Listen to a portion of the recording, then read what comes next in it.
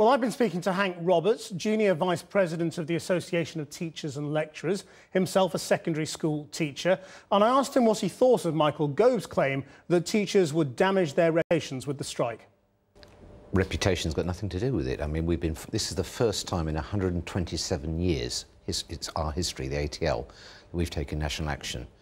We've not done it lightly, and it's because this is a serious attack on teachers' standard of living. There will be people who will lose a day's pay because you're striking. When you take strike action, obviously inconveniences people. We haven't done it nationally for 127 years. So the point is, why are we doing it? Well, why should the rest of Britain pay more and get less so that teachers escape the same trouble that everybody else is going through? Well, not everybody else is going through it, are they? Those at the very top of our society, the very rich, are getting richer. Well, a small number of people are getting richer, but the vast majority of people in this country are dealing with a very challenging pension situation. They are indeed. The private sector is seeing pensions closed. They are indeed, and we're not in favour of that. We think everybody should have a decent pension, and those whose conditions of life are being made worse obviously should try and make it better.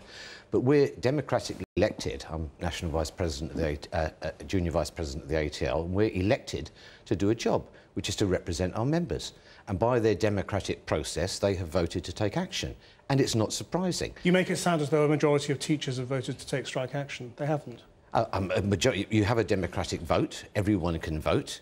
And it was over 80% of ATL members that voted said yes. What would we do? If it had been the other way around, would you have questioned that? Of course not. You get, as teachers, 14% pension contributions. That's a percentage most people in the private sector can't dream of. Well, I mean, private sector pensions have largely, for ordinary working people, been destroyed. That's a bad thing. This government looks as if it's intending to do that for public sector workers, and certainly it's starting to do that for teachers.